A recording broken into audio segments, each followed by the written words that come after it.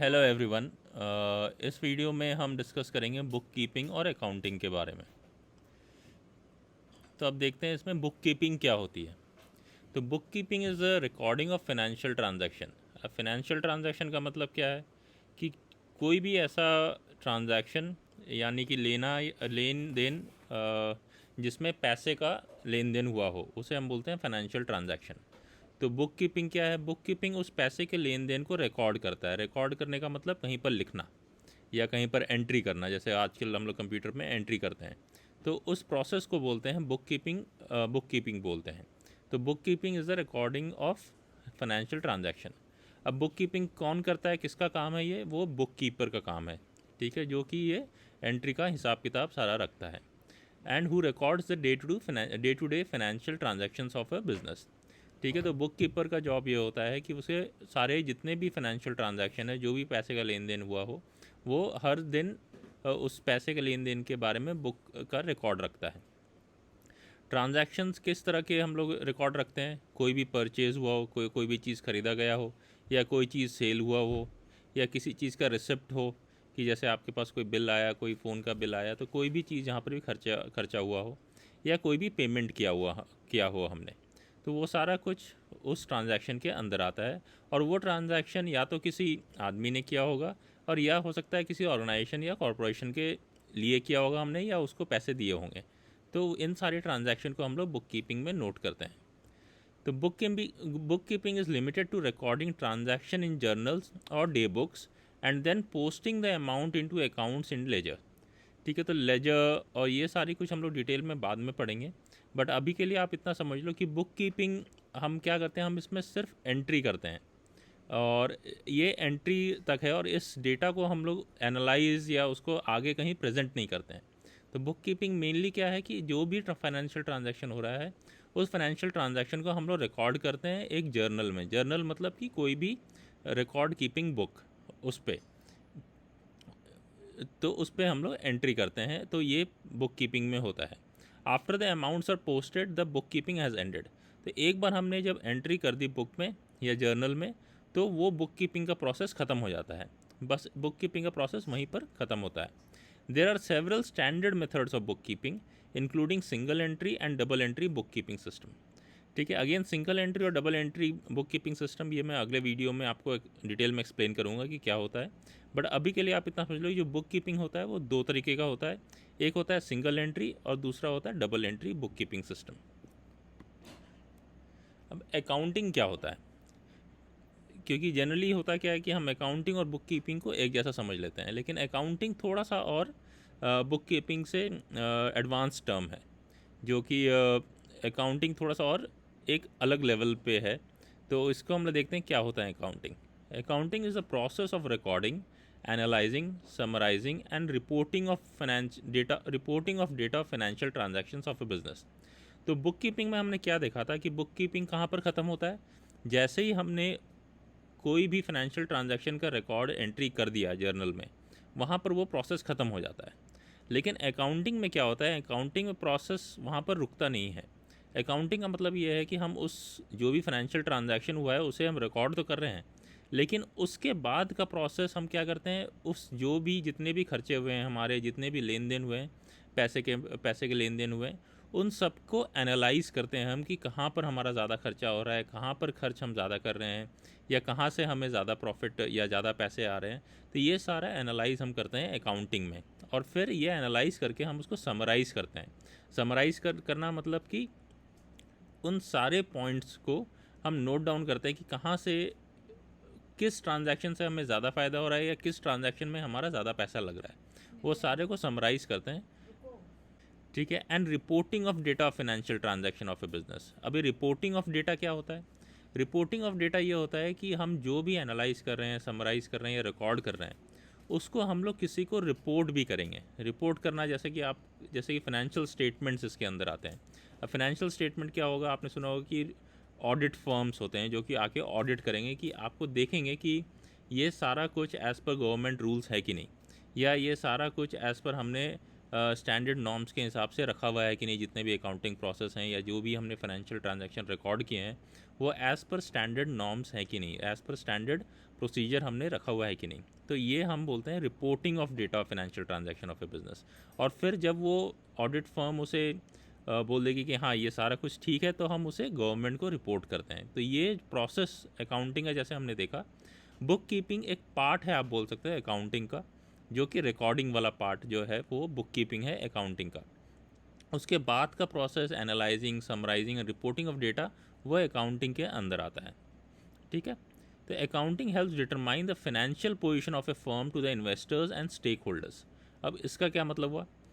इसका मतलब ये होता है कि जैसे हमने देखा कि हम रिकॉर्ड रखते हैं फाइनेंशियल ट्रांजैक्शन का, और फिर जो लास्ट स्टेप होता है वो हम रिपोर्ट करते हैं या तो गवर्नमेंट को रिपोर्ट कर रहे हैं या किसी ऑडिट फर्म हमें ऑडिट करके दे रही है कि दिस इज़ वो जो भी हमने एंट्री किया हुआ है वो लॉ के हिसाब से सारा कुछ सही किया हुआ है। तो इससे हमें पता चलता है कि उस कंपनी की एक्चुअल हालत क्या है, एक्चुअली में वो प्रॉफिट में है या एक्चुअली में वो लॉस में है। क्योंकि अगर कोई फर्म ऑडिटेड है और उसका गवर्नमेंट में भी उसके रिकॉर्ड्स हैं और सारे क्लियर रिकॉर्ड्स हैं अकाउंटिंग के बाद, और गवर्नमेंट ने भी अप्रूव किया हुआ है, तो हमें उसे पता लग जाएगा कि उस कंपनी का जो एक्चुअल फाइनेंशियल स्टेटस है वो क्या है, वो प्रॉफिट में है या लॉस में है। तो जो भी इन्वेस्टर्स होंगे, जो भी इन्वेस्ट करना चाह रहे होंगे किसी भी कंपनी में, जैसे शेयर होल्डर्स होते हैं या स्टेक होल्डर्स मतलब कि जो भी उस कंपनी से जुड़े हों, जिनको उस कंपनी का प्रॉफिट या लॉस अफेक्ट कर सकता है। और स्टेक होल्डर्स में उनके एम्प्लॉयज़ भी आ सकते हैं, स्टेक होल्डर्स में उनके ओनर्स भी आ सकते हैं, या स्टेक होल्डर्स में उनके सप्लायर्स भी आ सकते हैं उस कंपनी की।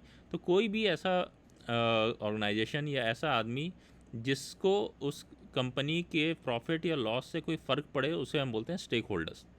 ठीक है। तो इन्वेस्टर्स या स्टेक होल्डर्स को उनकी एक फाइनेंशियल पोजीशन का, एक फर्म का पता लग सकता है अकाउंटिंग से।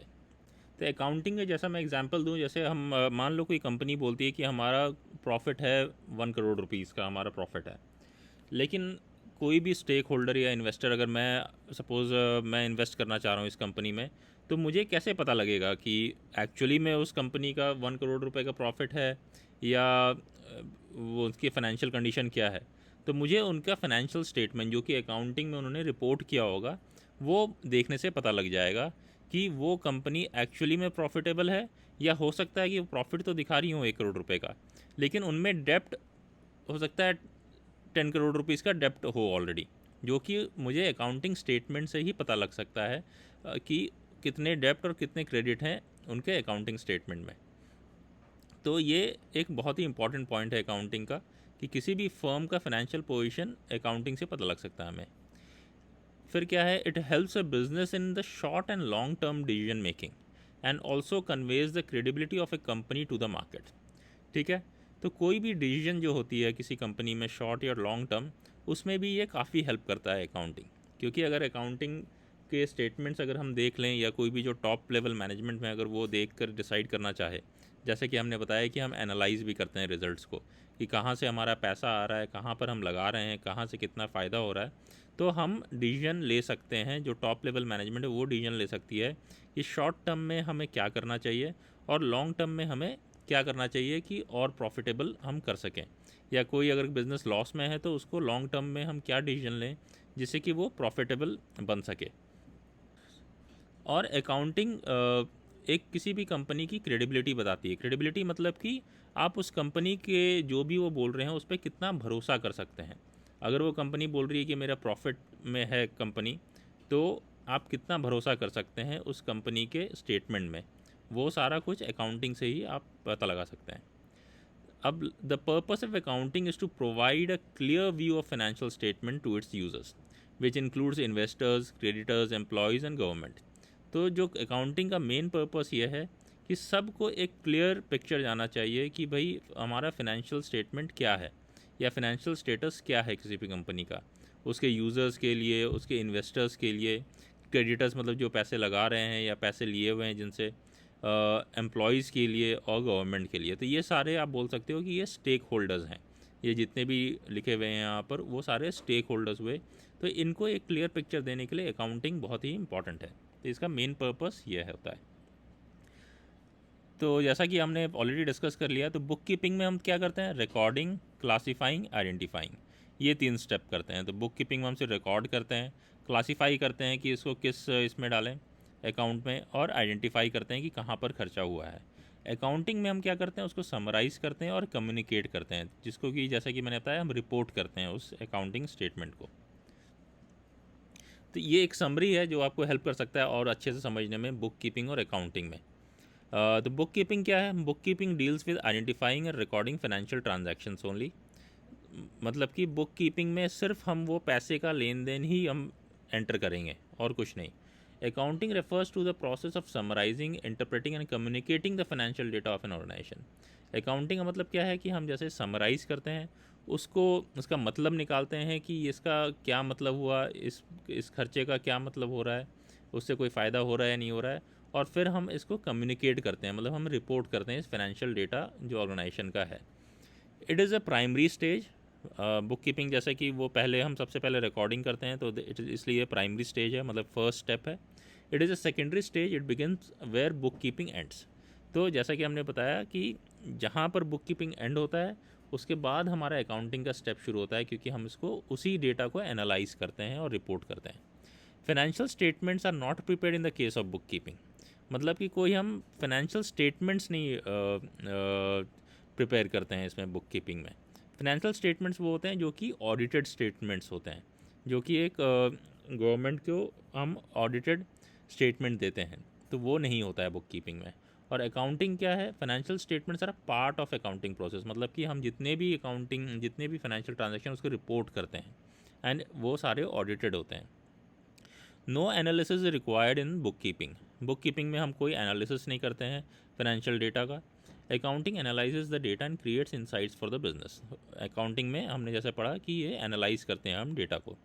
इन book keeping journals and ledgers are required. Book keeping में हम जर्नल्स या लेजर्स जिसमें हम एंट्री करते हैं वो ज़रूरी होता है। Here balance sheet, profit and loss account, cash flow statement are used. इन सब के बारे में मैं आपको डिटेल में बताऊंगा आगे के वीडियोस में, बट अभी के लिए आप इतना समझ लो कि ये हम बैलेंस शीट इसमें रखते हैं अकाउंटिंग में, प्रॉफिट एंड लॉस अकाउंट रखते हैं कि हमारा प्रॉफिट एंड लॉस अकाउंट क्या है, और कैश फ्लो स्टेटमेंट मतलब कि कहाँ से हमारा कैश आ रहा है और कहाँ जा रहा है ये, और कैसे जा रहा है। तो ये चीज़ का हम रिकॉर्ड रखते हैं अकाउंटिंग में। Book keeping does not show the financial position of A business. Book keeping में आपको ये नहीं पता लग सकता कि उस कंपनी की फाइनेंशियल पोजीशन क्या है, वो एक्चुअली में प्रॉफिट में है, वो एक्चुअली में लॉस में है, या उसके कितने डेप्ट हैं या कितने क्रेडिट है, वो कुछ नहीं पता लगा सकता है आपको बुक कीपिंग में। Accounting shows a clear picture of financial position of A business. Accounting में क्या है कि क्योंकि वो एनालाइज डेटा रहता है और समराइज एंड रिपोर्टेड डेटा रहता है, तो इसलिए आप क्लियरली उस अकाउंटिंग डेटा को देखकर, अकाउंटिंग स्टेटमेंट को देखकर पता लगा सकते हैं कि उस फर्म की फाइनेंशियल पोजीशन क्या है। No high level learning required in book keeping. ऐसा कोई हाई लेवल लर्निंग नहीं रिक्वायर्ड है बुक कीपिंग में।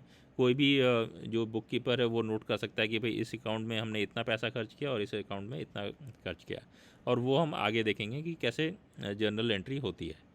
High level learning is required for understanding analysing accounting concepts. Accounting में आपको काफ़ी हाई लेवल लर्निंग करनी पड़ेगी। जैसे आपने सुना होगा सी एज होते हैं जो काफ़ी हायर स्टडीज़ करते हैं, और वो अकाउंटिंग कॉन्सेप्ट्स को समझते हैं कि ये कैसे एनालाइज किया जाता है डेटा, जिससे कि वो फर्म को बता सकें कि क्या फ़ायदेमंद होगा फ्यूचर में या लॉन्ग टर्म डिसीजन लेने में हेल्प कर सकें। तो ये डिफरेंसेस हैं बुक कीपिंग और अकाउंटिंग में। तो ये हमारा मैंने आपको एक्सप्लेन किया है बुक कीपिंग और अकाउंटिंग के बारे में। अगर आपका कॉन्सेप्ट्स क्लियर हुआ हो तो please like and subscribe my channel stack basics. In the next video I will cover single entry और double entry systems in book keeping. Thank you.